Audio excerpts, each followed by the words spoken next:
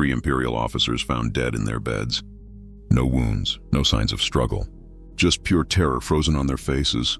Security footage shows nothing. No intruders, no weapons. They simply died of fear. This is happening across the galaxy right now, and the Empire has no idea who's hunting them. But here's what they don't know. The hunter is supposed to be dead.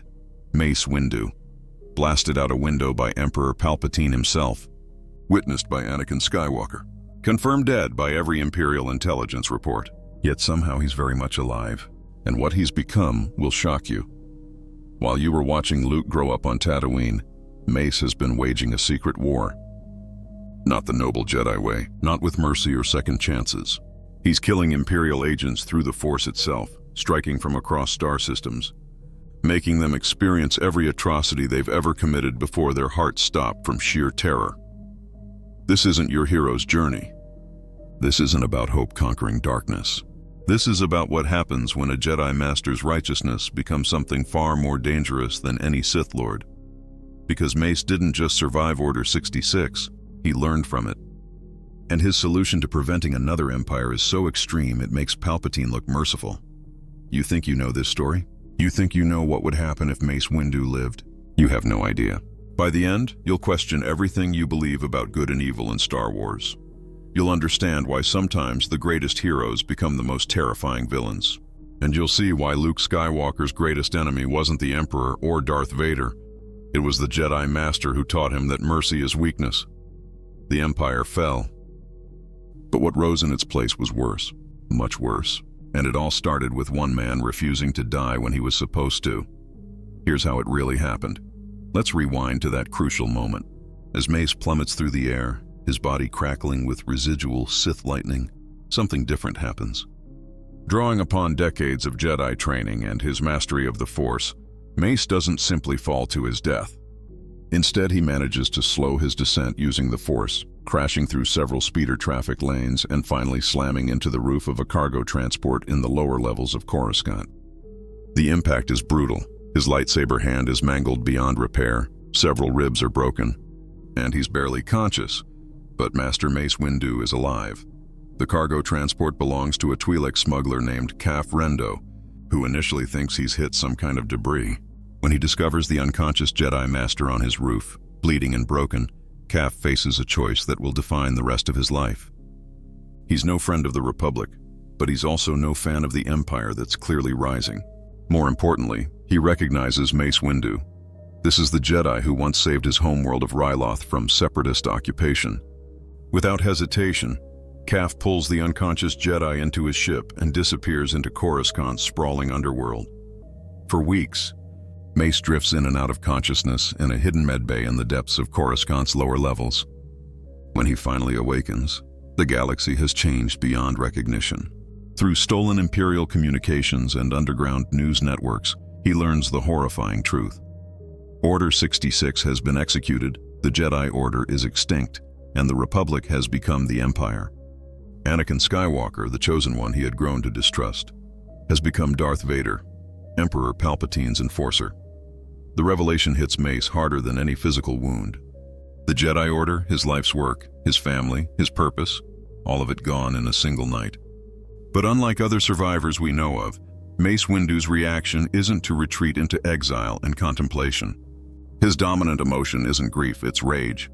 Pure, focused anger at Palpatine, at Anakin, and perhaps most dangerously, at himself for failing when the galaxy needed him most. This rage becomes both his greatest asset and his most dangerous vulnerability. Mace has always walked a fine line with the dark side through his mastery of Vapad, a lightsaber form that channels one's inner darkness into combat prowess. Now, with the weight of the galaxy suffering on his shoulders, that line becomes even thinner. Kyber becomes more than just Mace's rescuer. He becomes his first ally in what will grow into a shadow network of resistance. Kyber's smuggling connections provide Mace with resources, safe houses, and most importantly, information. Through this network, Mace begins to learn about other pockets of resistance forming across the galaxy, and more crucially, about other Jedi who might have survived the Purge. But Mace's approach to survival is fundamentally different from that of Obi-Wan or Yoda. While they choose exile and patient waiting, Mace chooses action. He begins operating as a ghost in the machine, using his insider knowledge of Republic, now Imperial systems, to undermine the new regime from within. He sabotages supply convoys, liberates political prisoners, and begins assassinating key Imperial officials who were instrumental in Order 66's execution.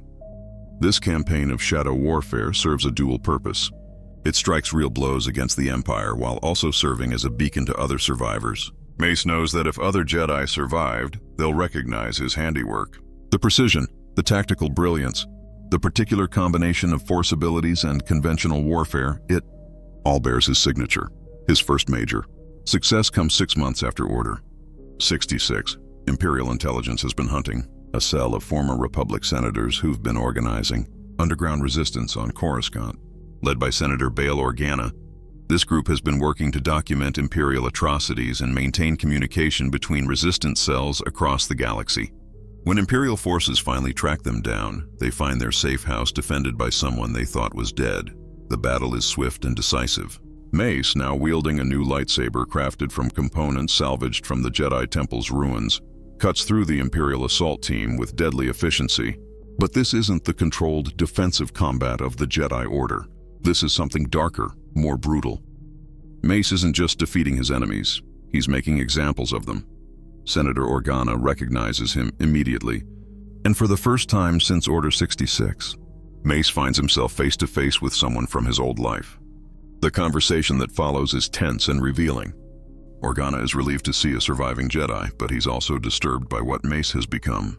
The calm, measured Jedi Master has been replaced by someone harder, colder, more dangerous.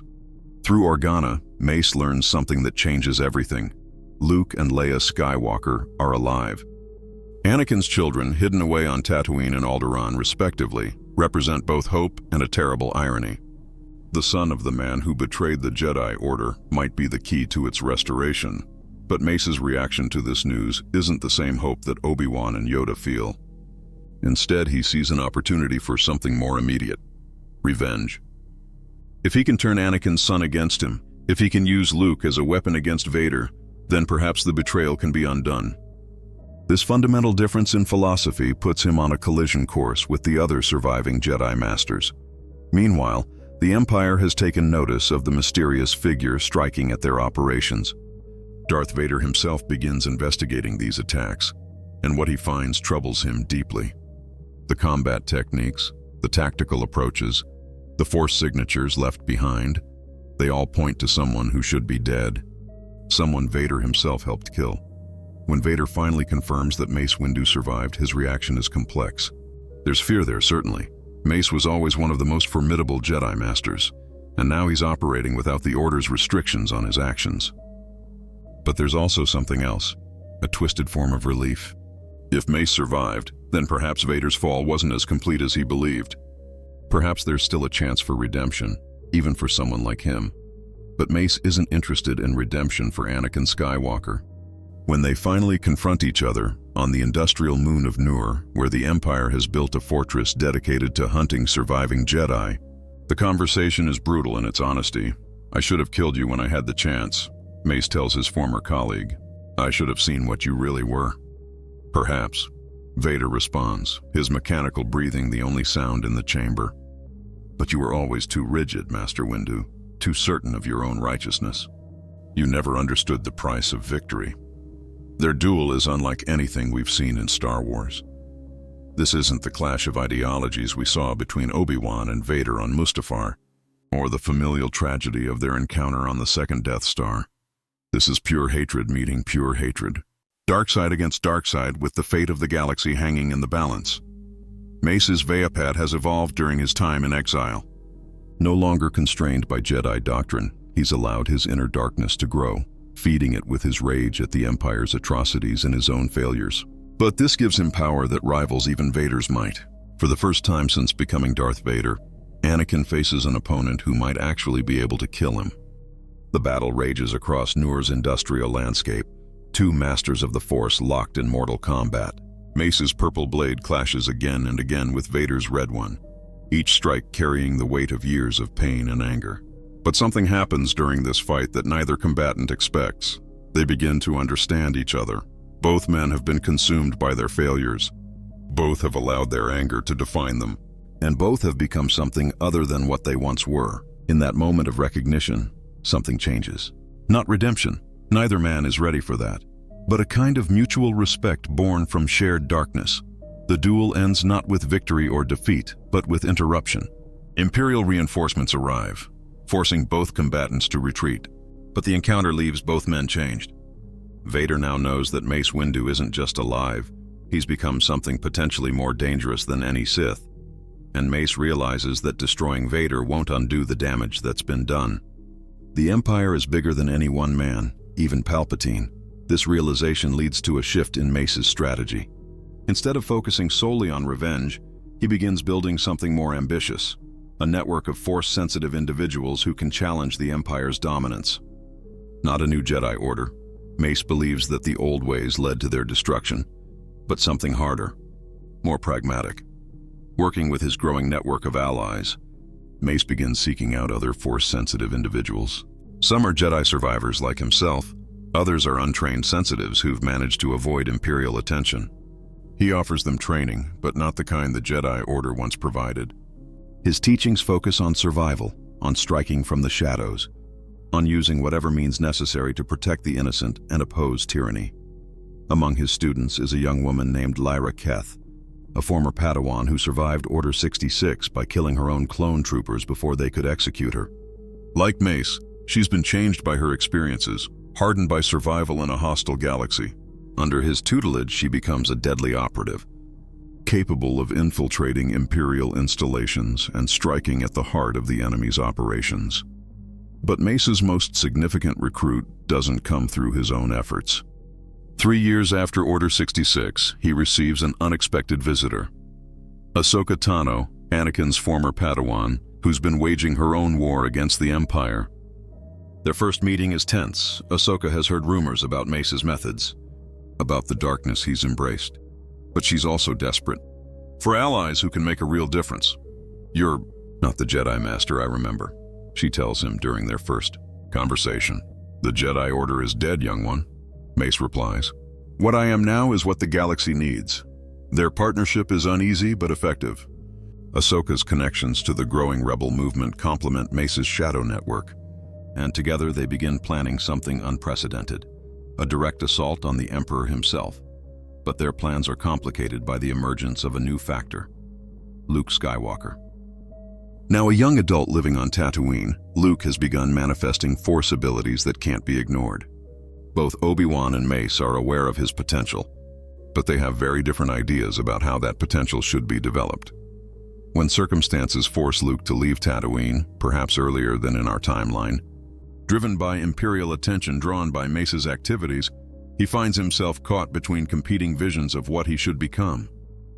Obi-Wan wants to train him in the traditional Jedi ways, to make him the hope for the Order's restoration. Mace sees him as a weapon that can be honed and directed against the Empire's heart. The philosophical conflict between these approaches comes to a head when Luke must choose his path. In a secret meeting on the ancient world of Tython, the 3 survivors of the old order debate Luke's future while the young man listens. He needs to understand the price of failure, Mace argues. The old ways led us to destruction. If we make him weak with talk of redemption and mercy, we'll lose everything again. If we make him like us, Obi-Wan counters, then we've already lost everything that mattered. The boy is our hope because he's not like us. He can be better. Luke's decision in this moment shapes the entire future of the galaxy. In our timeline, he chooses a middle path, embracing neither the absolute pacifism that some interpret from the Jedi Code, nor the ruthless pragmatism that Mace advocates. Instead, he synthesizes both approaches, learning from each of his teachers while ultimately following his own instincts. Under this combined tutelage, Luke becomes something unprecedented, a warrior who can match Vader's strength while retaining the compassion that made the Jedi Order worth preserving. His training is accelerated and intensified, preparing him for the confrontations to come. But Luke's development creates new challenges. His power grows quickly, perhaps too quickly, and with it comes the same temptations that have plagued every Force user in history. The anger he feels toward the Empire, toward Vader, toward the system that destroyed his aunt and uncle. Mace encourages these feelings, seeing them as sources of strength. Obi-Wan tries to help him let go of them, seeing them as paths to the dark side. The result is a Luke who is more complex and conflicted than the hero we know from the original trilogy. He's capable of terrible violence when necessary, but he's also driven by a genuine desire to protect the innocent and restore justice to the galaxy. This internal conflict becomes crucial when he finally faces Darth Vader. Their confrontation comes earlier than in the original timeline, during a mission to rescue rebel leaders captured by the Empire. Mace has planned the operation as a trap, hoping to draw Vader into a situation where Luke can kill him with support from other operatives. But when father and son finally face each other, something unexpected happens. Luke feels the connection between them through the Force, realizes the truth of his parentage not through revelation but through instinct, and in that moment, he understands something that both his teachers have missed. Vader isn't just the Empire's enforcer, he's also a victim of it. The duel that follows is brutal and decisive. Luke's training under both Obi-Wan and Mace has made him formidable, but Vader is still one of the most powerful Force users in the galaxy. The battle rages across an Imperial facility while around them, Mace and his operatives fight to complete their mission. But the real battle isn't between lightsabers, it's between philosophies. Through their combat, Luke tries to reach whatever remains of Anakin Skywalker, while Vader attempts to turn his son to the dark side. The presence of Mace complicates this dynamic, as his influence pushes Luke toward the very hatred that Vader is trying to cultivate. The climax comes when Luke, wounded and desperate, has the opportunity to strike a killing blow against his father. Mace is shouting for him to take it, to end the threat that Vader represents. Obi-Wan's training whispers for compassion, for the possibility of redemption, and Luke, in a moment that defines his character, chooses something else entirely. He drops his weapon. "I won't kill my father," he declares. "There's still good in him." I've felt it. This moment fractures the fragile alliance between the surviving Jedi. Mace sees Luke's mercy as a fatal weakness that will doom the rebellion. Obi-Wan sees it as the first sign that the Jedi Order might truly be reborn, and Luke sees it as the only way forward that doesn't lead to more darkness. Vader's response to his son's mercy is complex. Part of him wants to strike Luke down for his weakness, to prove that power is the only truth in the galaxy. But another part of him, a part that's been buried for years, stirs at this display of unconditional love. The immediate result is chaos. Vader doesn't kill Luke, but he doesn't embrace redemption either. Instead, he retreats, carrying his son's words with him like a wound. The rescue mission fails, the rebel leaders are executed, and Mace's network suffers devastating losses. In the aftermath, the philosophical divide between Mace and the other survivors becomes unbridgeable. He sees Luke's choice as proof that the younger generation is too weak to do what needs to be done. If they won't kill when killing is necessary, then the Empire will endure forever. This leads to Mace making a decision that shocks even his closest allies. He chooses to work with the Empire's enemies regardless of their methods or motivations. If the rebellion won't embrace the darkness necessary to defeat the dark side, then he'll find others who will. This puts him in contact with some of the galaxy's most dangerous individuals. Crime syndicates who profit from Imperial instability. Separatist holdouts who still dream of overthrowing the Republic's successor. Even former Sith cultists who see the Empire as a betrayal of their ancient traditions. Mace begins coordinating these disparate groups, forging them into an alliance based not on shared values but on shared hatred of the status quo. The transformation is complete. The Jedi Master who once epitomized the Order's dedication to justice has become something else entirely. Not a Sith. He never fully embraces the dark side's philosophy, but something perhaps more dangerous. A pragmatist willing to use any means necessary to achieve his goals. This new alliance proves terrifyingly effective. While the traditional rebellion struggles with Imperial countermeasures and internal divisions, Mace's Shadow Coalition strikes at the Empire's infrastructure with ruthless efficiency. Supply lines are severed, entire star systems are plunged into chaos, and Imperial forces find themselves fighting a war on multiple fronts against enemies they don't understand. But this success comes at a cost. The methods Mace employs to coordinate his alliance require him to make compromises that would have been unthinkable during his time as a Jedi. Innocent lives are sacrificed for strategic advantage. Entire populations are displaced by conflicts he instigates. The line between freedom fighter and terrorist becomes increasingly blurred. Luke and the more traditional rebels find themselves in an impossible position. They can't condemn Mace's effectiveness. His actions are genuinely weakening the Empire, but they can't endorse his methods either. The result is a three-way conflict: the Empire fighting to maintain control, the Rebellion fighting to restore justice, and Mace's coalition fighting to tear everything down and rebuild it from scratch. This complex dynamic comes to a head during the construction of the Death Star. In the original timeline, the battle station represented the Empire's ultimate weapon, a symbol of tyranny that united the galaxy against it. But with Mace's interference, the project becomes something different. A desperate attempt by Palpatine to maintain control over a galaxy sliding into chaos. The intelligence that reveals the Death Star's existence comes through Mace's network first, not the traditional rebellion. He sees it as an opportunity to strike a decisive blow against the Empire, but his plan is characteristically brutal. Instead of trying to destroy the battle station, he wants to turn it against Imperial worlds, using the Empire's own weapon to shatter their power base. This creates a crisis within the rebellion. Some members, driven by years of Imperial oppression, support Mace's plan. Others, led by figures like Leia and Luke, recognize that using the Death Star for mass destruction would make them no better than the Empire they're fighting. The debate fractures the rebellion into competing factions. Traditional rebels work to steal the Death Star plan so they can destroy it, while others secretly coordinate with Mace's coalition to capture it intact. The result is confusion and conflict that threatens to doom both missions. Meanwhile, Emperor Palpatine has become aware of Mace's survival and the threat he represents. For the first time since establishing his empire, the Sith Lord faces an enemy who truly understands him. Mace knows Palpatine's tactics, his psychology, his weaknesses. More dangerously, he's proven willing to embrace the same ruthless pragmatism that made Palpatine successful in the first place. This recognition leads to a direct confrontation between the two masters of the Force. Their battle takes place not in the physical realm but through proxies and manipulation, each trying to outmaneuver the other across the galactic chessboard. Palpatine works to turn Mace's allies against him, exploiting their fear of his methods. Mace responds by striking at the foundations of Imperial power, turning the Emperor's own servants into unwitting weapons against their master. The climax of this shadow war comes during the Battle of Endor, or what would have been the Battle of Endor if events had proceeded as in the original timeline.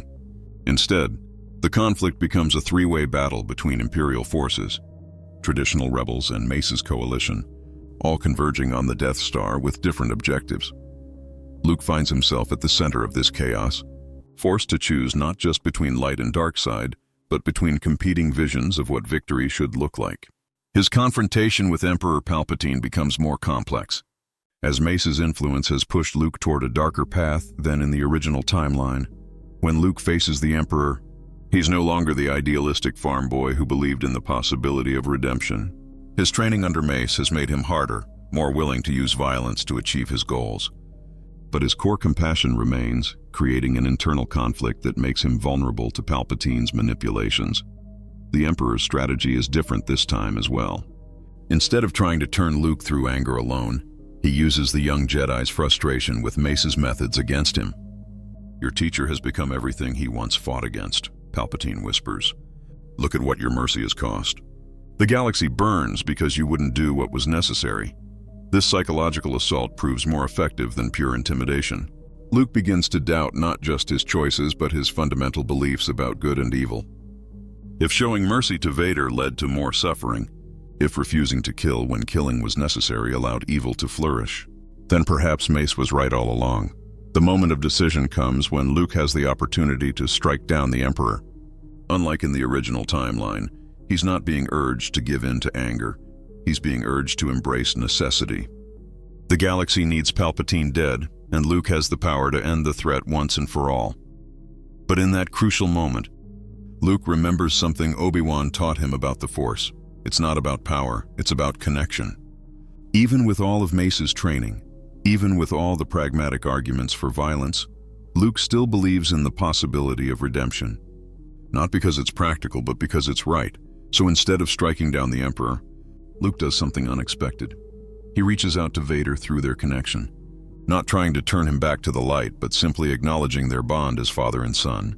This gesture of unconditional love proves more powerful than any weapon. Vader's response is the turning point of the entire conflict. Moved by his son's faith, he turns against his master, not in a moment of sudden redemption, but in a choice to protect the one person in the galaxy who still believes in him. The lightsaber duel that follows between Vader and Palpatine is brief but decisive, ending with both Sith Lords destroyed and the Empire's leadership shattered. But the victory comes at a cost. Mace's coalition, robbed of their primary enemy, begins to fracture as its various factions turn on each other. The criminal syndicates resume their territorial wars. The separatist holdouts attempt to reclaim their former territories, and the various extremist groups pursue their own agendas without regard for galactic stability. The traditional rebellion finds itself in the position of trying to build a new government while simultaneously fighting a dozen different insurgencies. The new republic that emerges from this chaos is more militarized and centralized than in the original timeline, shaped by the necessity of maintaining order against multiple threats. Luke's role in this new galaxy is complex and conflicted. He's recognized as a hero for his part in defeating the Empire, but he's also burdened by the knowledge that his choices contributed to the ongoing chaos. The Jedi Order he eventually works to rebuild is different from both the old order and the one we see in the sequel trilogy. It's more pragmatic than the former, but more idealistic than what Mace would have created. Mace himself becomes a figure of tragedy and controversy. His effectiveness in fighting the Empire can't be denied, but neither can the costs of his methods. Some see him as a necessary evil who did what others couldn't, while others view him as a cautionary tale about the corrupting nature of power. In the years following the Emperor's death, Mace continues to operate in the galaxy's shadows, no longer fighting a single enemy, but working to prevent any one faction from gaining too much power. He's become something like a dark mirror of the Jedi, using his abilities to maintain balance, but through intimidation and violence rather than wisdom and compassion. His relationship with Luke remains strained but not entirely broken. They occasionally work together when faced with threats that require both of their skills, but they fundamentally disagree about how power should be used and what the galaxy needs. These philosophical differences ensure that their alliance remains fragile and temporary. The question of what Mace has become haunts both characters. Is he still a Jedi, operating according to principles they can't understand? Has he become something like a Sith, using dark methods for what he believes are light purposes? Or has he transcended both labels, becoming something entirely new in the Force's long history? But the galaxy doesn't have time for philosophical debates. 5 years after the Death Star's destruction, new threats emerge from the unknown regions. Reports filter in of entire Imperial remnant fleets vanishing without a trace, their crews found drifting in space with expressions of absolute terror frozen on their faces. Something is hunting Imperial forces with methodical precision, and the New Republic's intelligence networks are completely blind to what's happening. The truth is both simpler and more terrifying than anyone imagines. Mace Windu has taken his war to its logical conclusion. No longer content to fight individual battles or coordinate rebellions, he's begun systematically eliminating everyone who supported the Empire's rise to power. Not just military leaders and political figures, but bureaucrats, contractors, suppliers, and anyone else who profited from tyranny. His methods have evolved beyond anything recognizable as Jedi techniques. Using dark-side artifacts recovered from ancient Sith temples, Mace has learned to strike at his enemies through the Force itself, killing them from across star systems without ever being physically present. "You still don't understand," Mace tells Luke during their confrontation in the Academy's main hall, surrounded by statues of ancient Sith Lords. "The Jedi failed because we were reactive. We waited for evil to show itself before we acted. These students will never make that mistake." Luke is horrified by what he sees. Children as young as 10 are being trained to kill without hesitation, to use fear as a weapon, to strike at potential threats before they can fully manifest. It's everything the old Jedi Order stood against. But Mace argues it's the only way to ensure that another Palpatine never rises to power. "Look around you," Mace continues, gesturing to the Academy's halls. Every statue here represents someone who could have been stopped before they became a monster. The Sith rise to power because good people wait too long to act. My students will end that cycle. But Luke sees something Mace refuses to acknowledge. His students are becoming the very thing they're supposed to prevent. They show no mercy, no compassion, no ability to distinguish between actual threats and potential ones. In their zeal to prevent another empire, they're creating the foundation for something potentially worse. The philosophical debate that follows reveals the true cost of Mace's survival. He's created a shadow organization that spans the galaxy, with cells on hundreds of worlds, all dedicated to his vision of proactive justice. They call themselves the Purifiers, and their mission is simple: identify and eliminate any individual, organization, or government that shows signs of becoming tyrannical.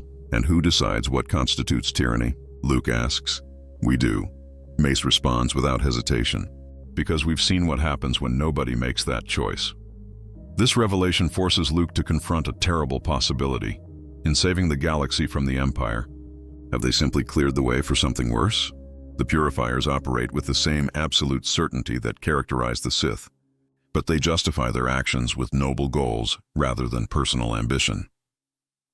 The confrontation escalates when other members of Luke's generation arrive.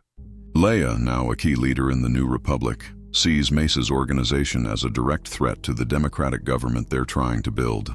Han Solo, never one for philosophical complexity, simply sees Mace as another would-be dictator who needs to be stopped. But it's the arrival of unexpected allies that truly complicates the situation. Several former Imperial officers, genuinely reformed and working with the New Republic, plead for protection from Mace's Purifiers. These individuals have spent years trying to atone for their past actions, but in Mace's eyes, their guilt makes them permanent threats to galactic peace. You can't kill people for crimes they might commit, Leia argues during a tense standoff in the Academy's courtyard. Tell that to Alderaan, Mace replies coldly.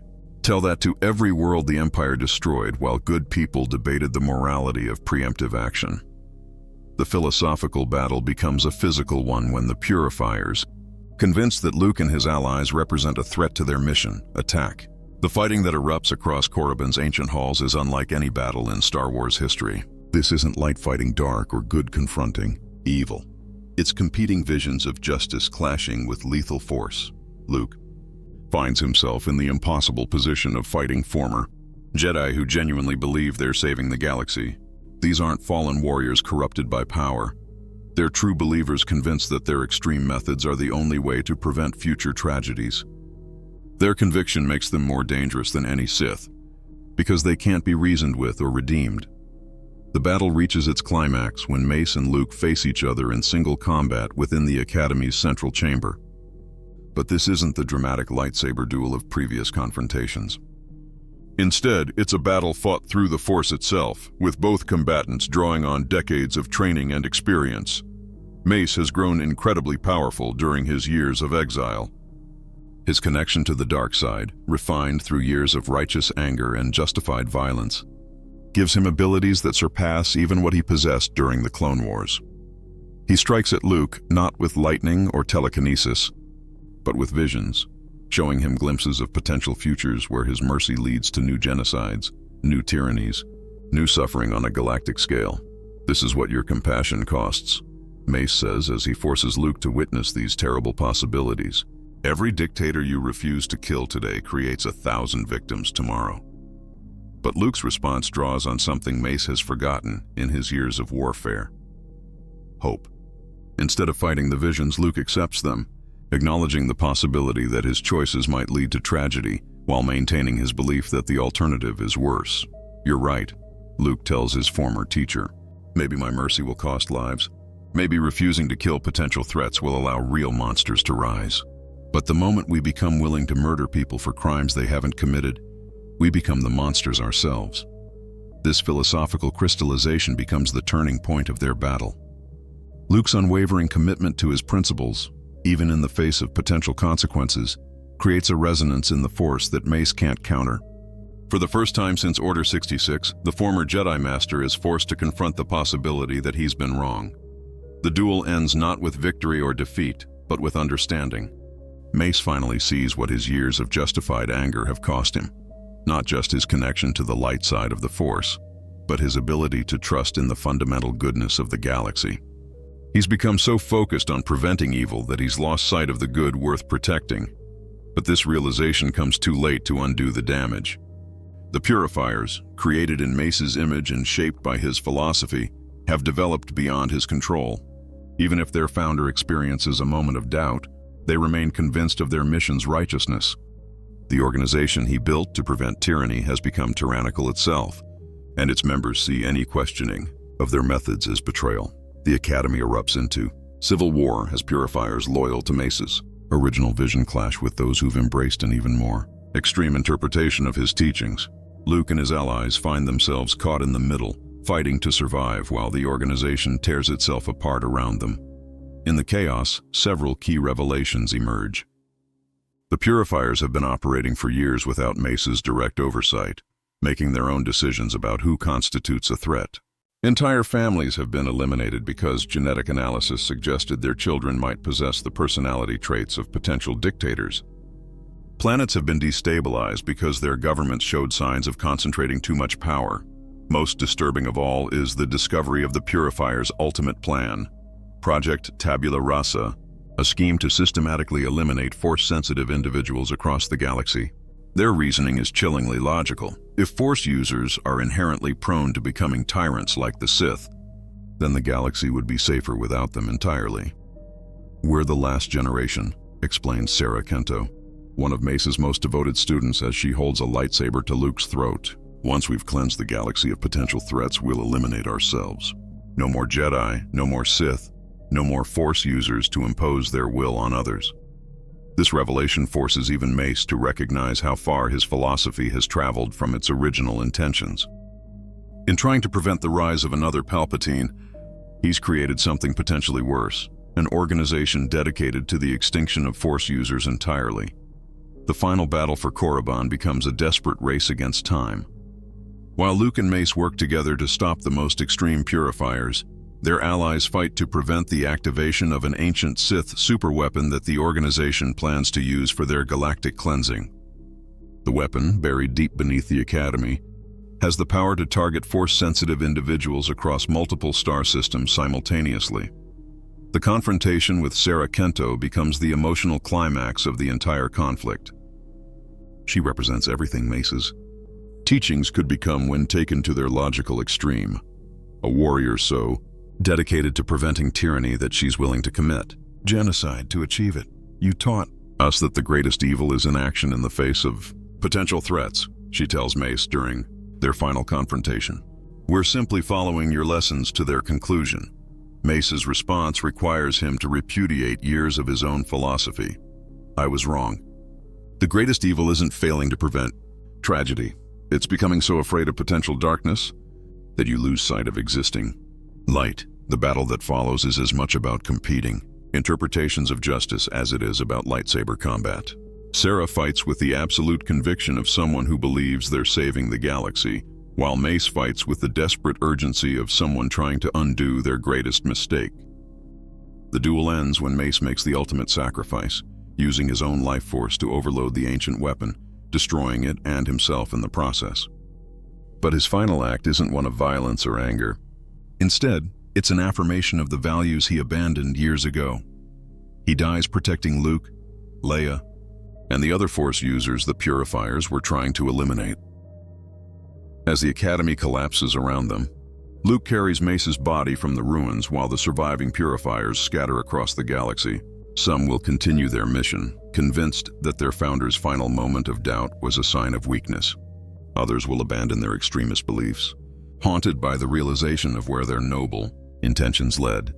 The aftermath of the Korriban crisis forces the New Republic to confront uncomfortable truths about the nature of justice and the difficulty of preventing tyranny without becoming tyrannical.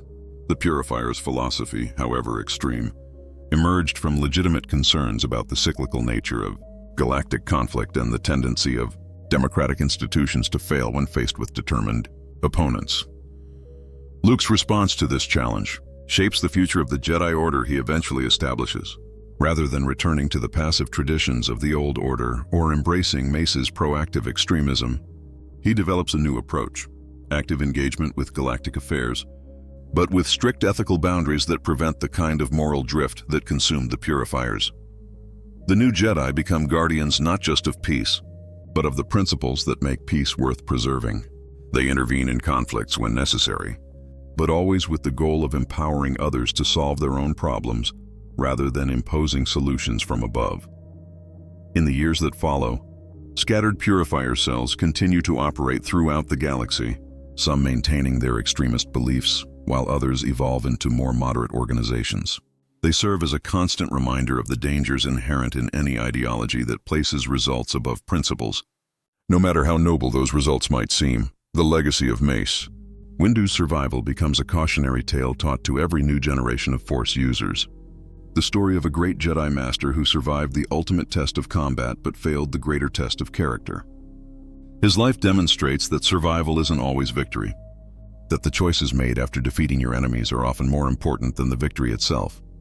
But perhaps most importantly, Mace's story illustrates the fundamental paradox of trying to create a perfect galaxy. The methods required to eliminate all potential for evil inevitably create new forms of evil themselves. The Purifiers sought to end the cycle of tyranny and oppression, but in doing so they became oppressors themselves, proving that the road to galactic peace can't be built on a foundation of galactic fear. The question that haunts Luke and his new Jedi Order is whether they can learn from Mace's mistakes without repeating them. Can they be proactive enough to prevent future Palpatines without becoming so paranoid about potential threats that they lose sight of their core values?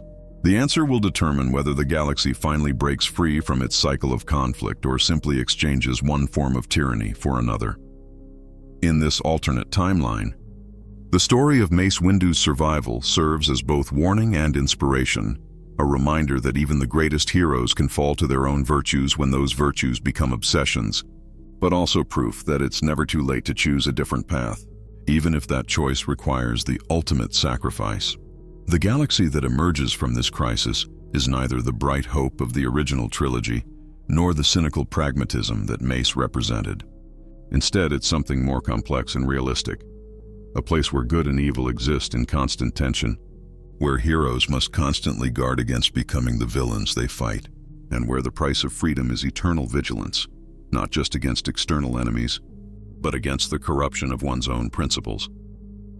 This is the true legacy of Mace Windu's survival. Not a galaxy saved or doomed by his actions, but a galaxy forced to grapple with the fundamental questions of justice, power, and moral responsibility that define the eternal struggle between light and darkness. In surviving his fall from grace, Mace Windu gave the galaxy something perhaps more valuable than victory.